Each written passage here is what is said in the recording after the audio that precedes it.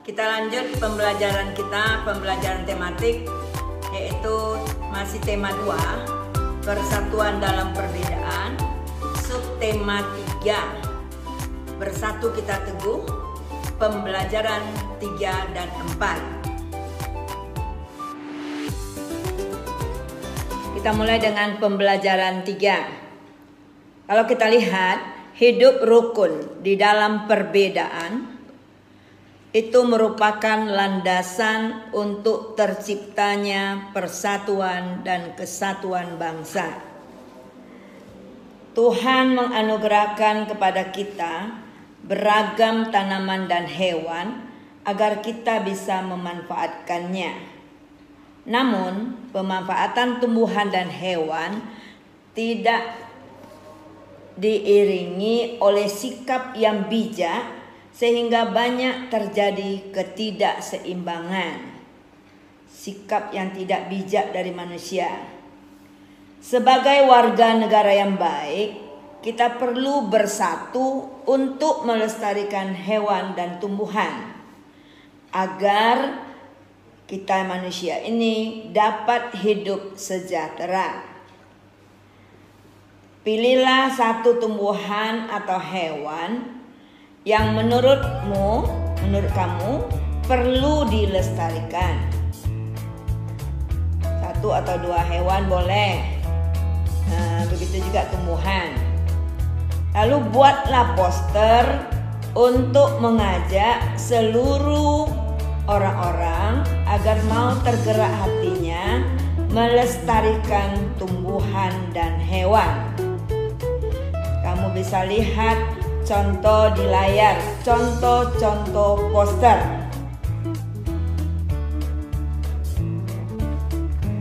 Jadi kalian bisa lihat di layar beberapa contoh poster.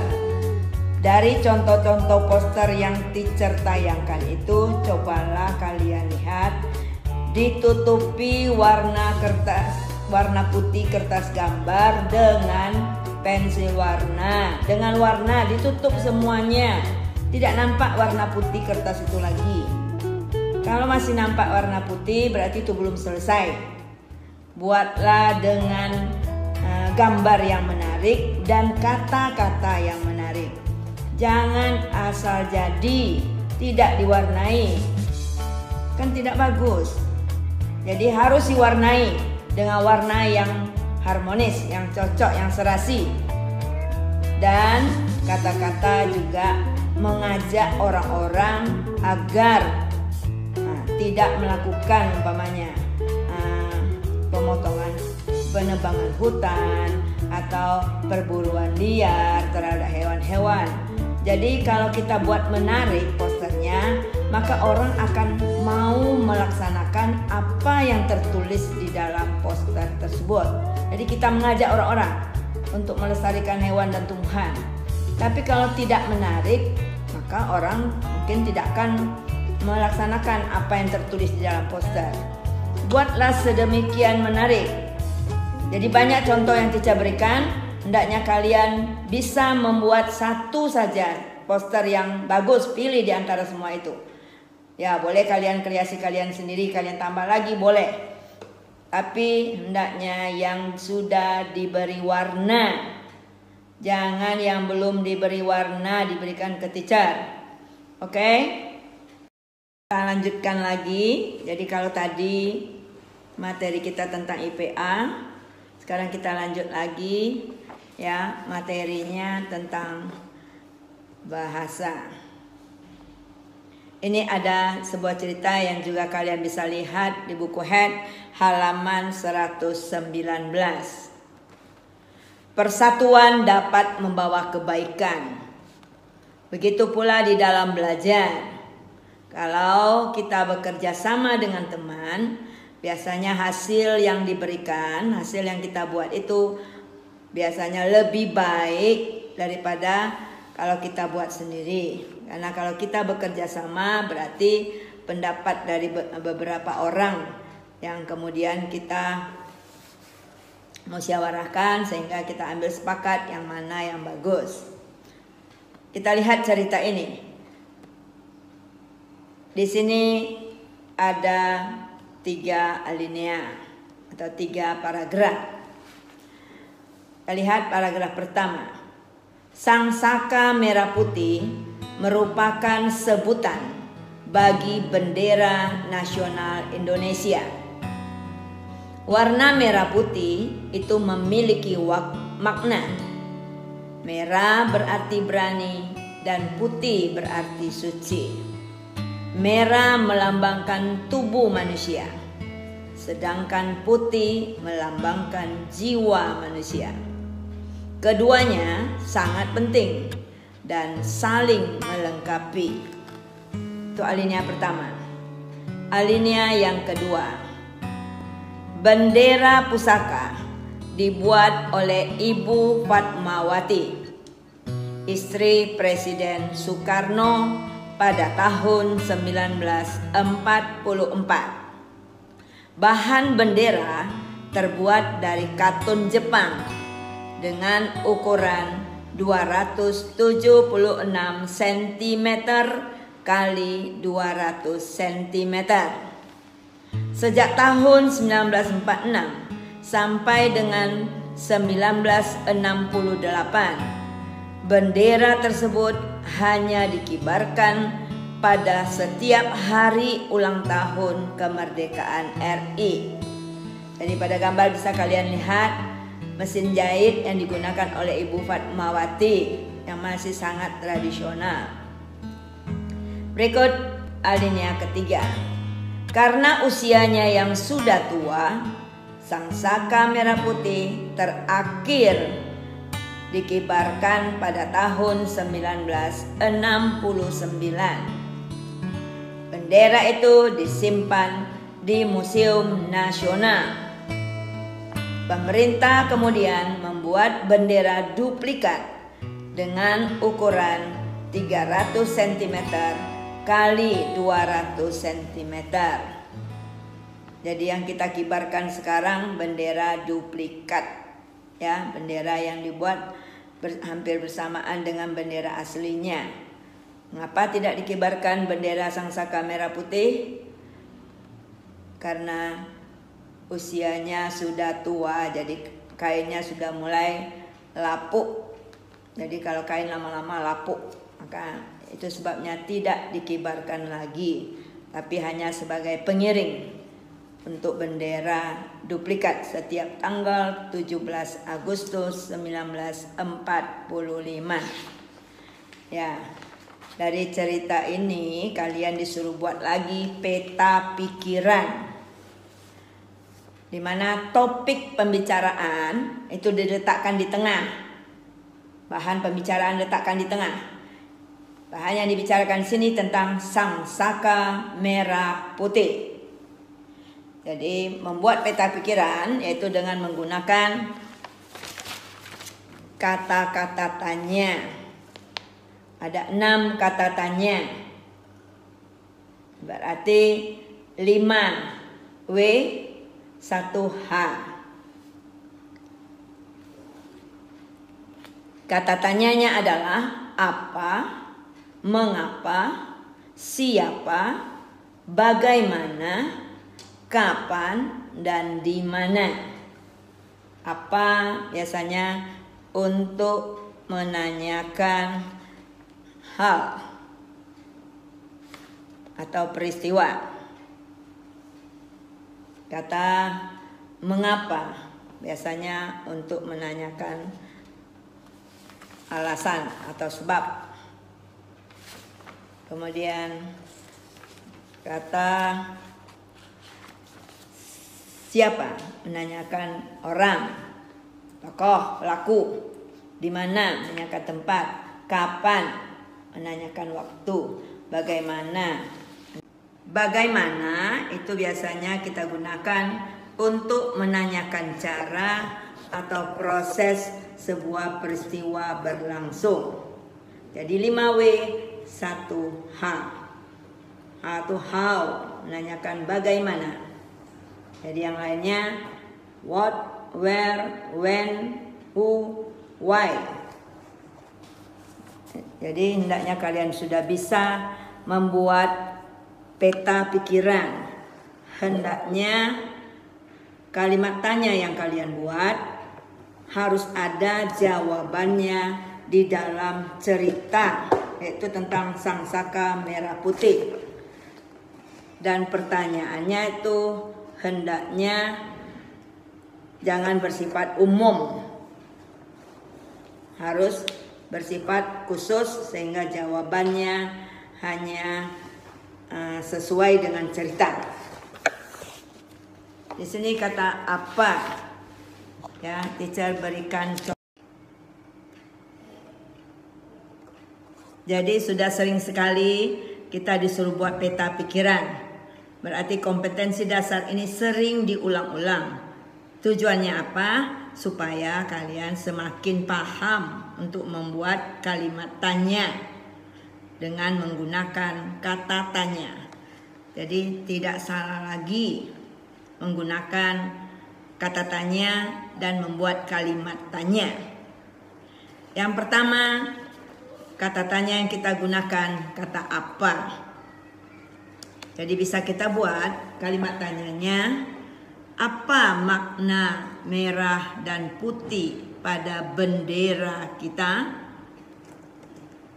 Maka jawabannya, makna merah dan putih pada bendera kita, merah berarti berani, putih berarti suci.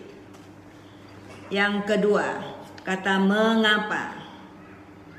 Jadi bisa kita buat, mengapa Sang Saka Merah Putih disimpan di Museum Nasional?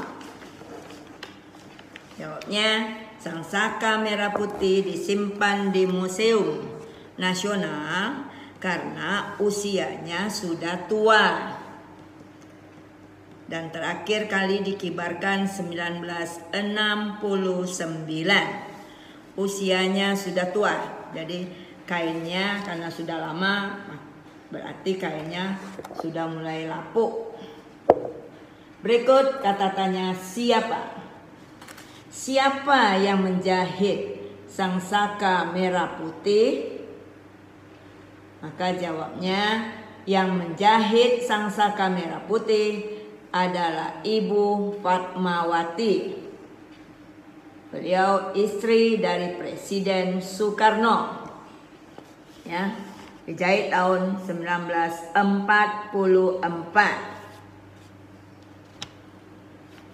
Kemudian kata bagaimana.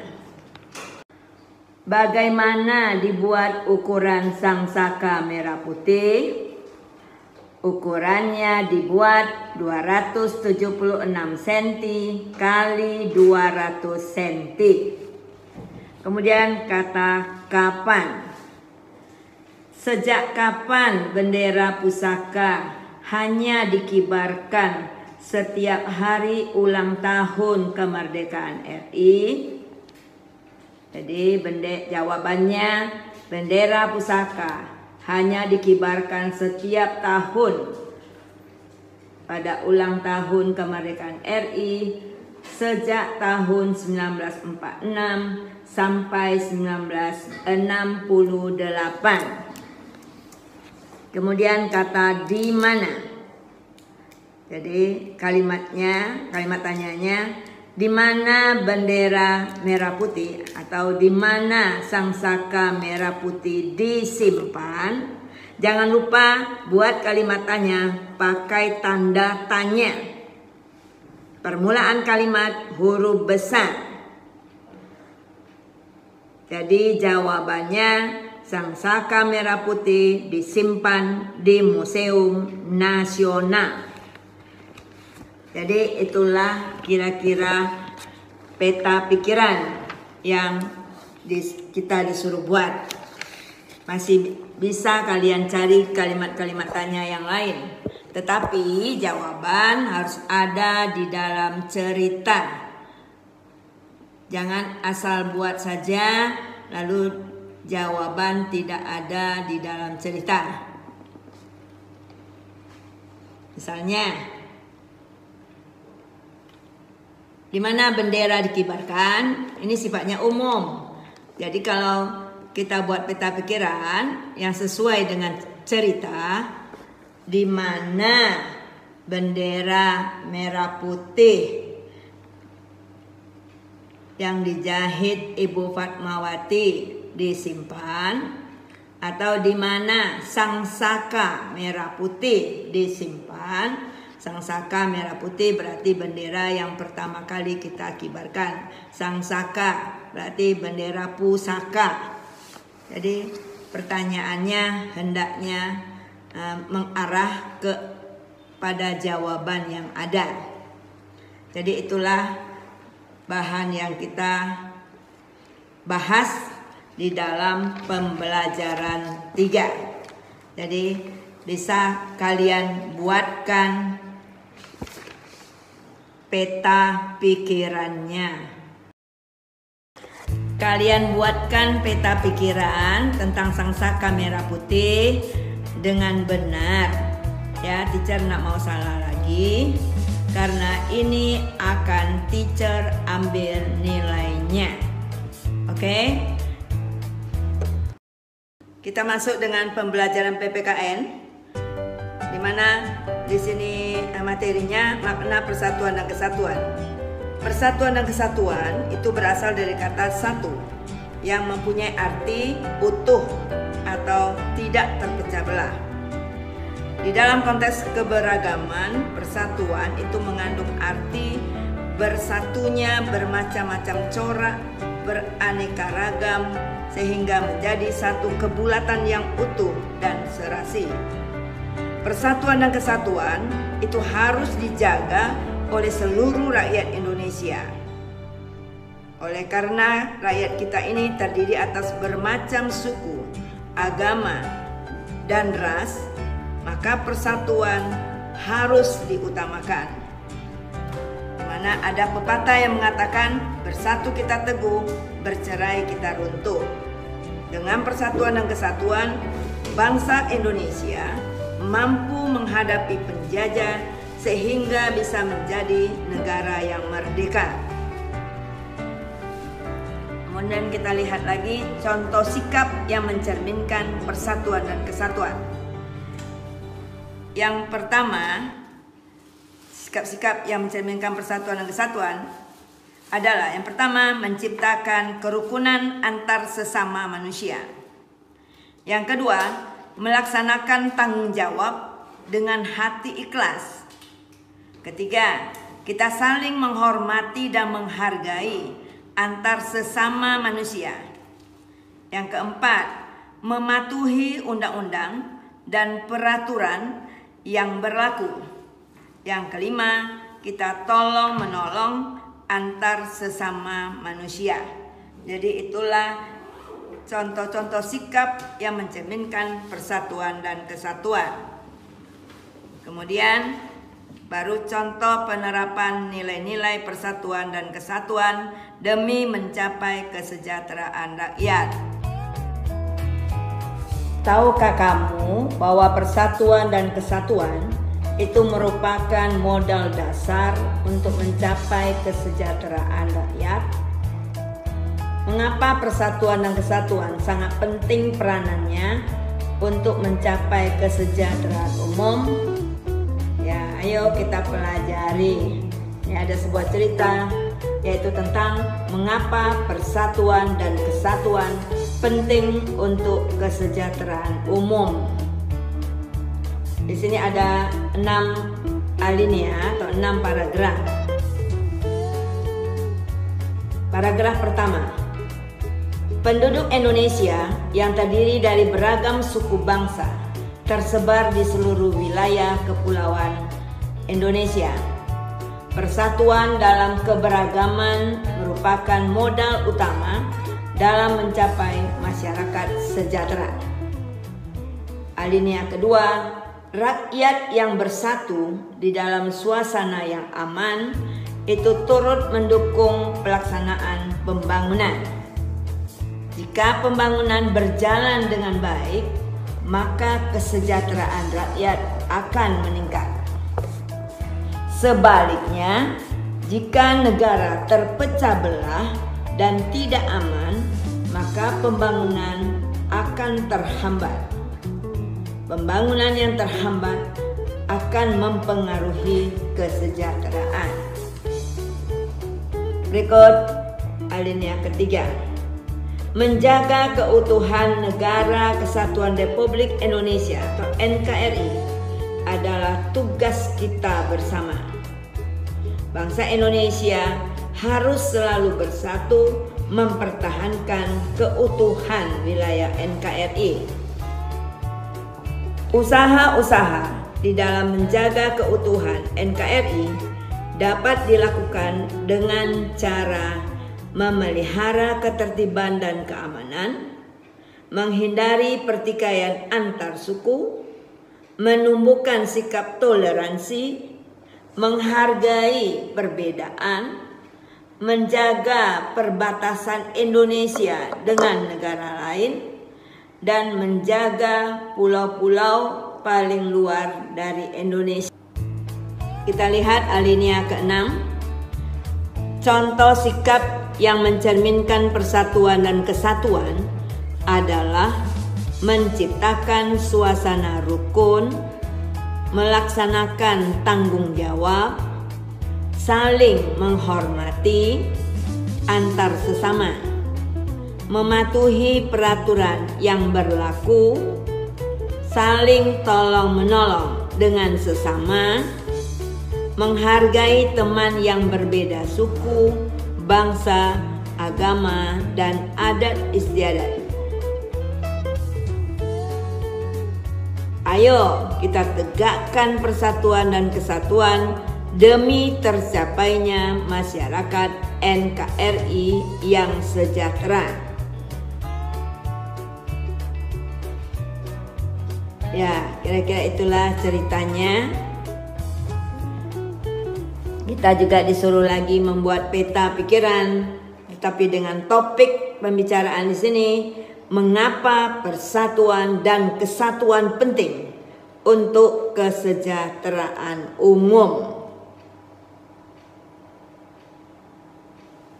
Jadi kita juga masih menggunakan kata-kata tanya di dalam peta pikiran. Apa, mengapa, siapa, di mana, kapan, dan bagaimana. Jadi kalian harus tahu ya, kata apa biasanya digunakan di dalam kalimat yang bagaimana ya. Dia harus tahu pengertian dari kata-kata tanya itu. Kita coba menjawab. Jadi di sini kita bisa membuatkan peta pikiran yang pertama dengan kata apa. Tapi hendaknya jawaban ada di dalam teks. Apa usaha untuk menjaga keutuhan NKRI? Tanda tanya. Jadi nanti kalian bisa jawab sendiri. Yang kedua, kata mengapa. Mengapa persatuan dan kesatuan penting untuk kesejahteraan umum? Yang ketiga, kata siapa. Siapa yang bertugas menjaga keutuhan NKRI?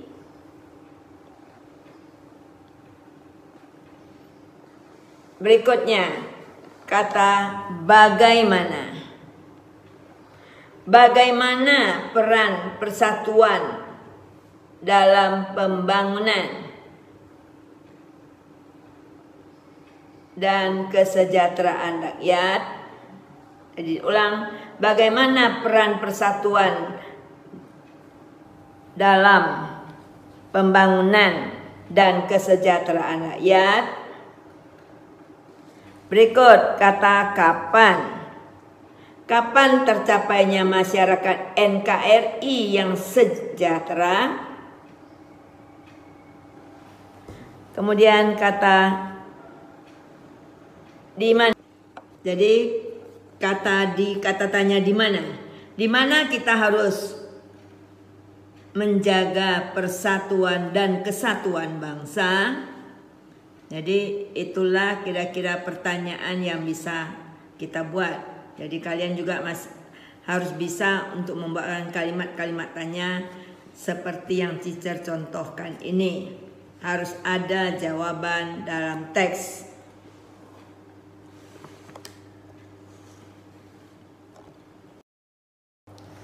Kita lihat selanjutnya, yaitu contoh penerapan nilai-nilai persatuan dan kesatuan demi mencapai kesejahteraan rakyat. Contoh-contoh penerapan persatuan dan kesatuan. Yang pertama, kita mencintai dan menggunakan produk Indonesia. Dengan memakai produk-produk Indonesia, berarti kita memberikan kesejahteraan kepada pengusaha Indonesia untuk berkembang. Dengan demikian, pengangguran akan berkurang dan kesejahteraan rakyat juga bisa meningkat.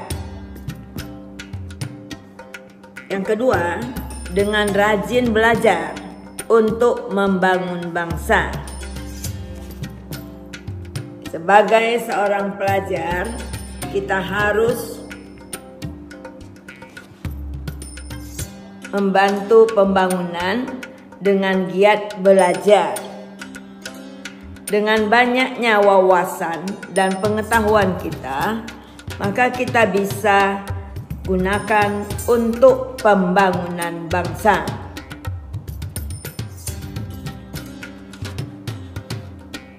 Yang berikut,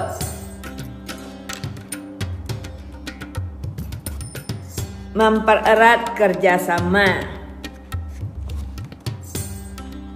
Jadi contohnya mempererat kerjasama, yaitu kerjasama di dalam bidang ekonomi antar dua daerah yang memiliki sumber daya alam yang berbeda.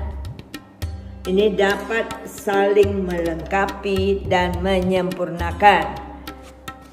Saling melengkapi kekurangan dari masing-masing daerah.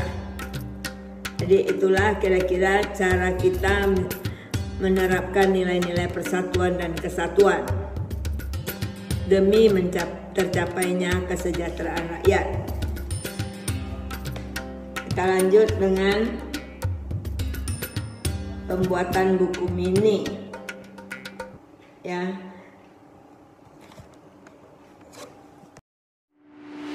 Jadi pembelajaran kita telah selesai, yaitu pembelajaran 4. Dan kalian kerjakan tugas dari buku MRT, yaitu subtema 3 tentang Bersatu Kita Teguh, halaman 147. Pembelajaran 3 kemudian dilanjutkan dengan pembelajaran 4 hanya kelompok A saja. Ya, selamat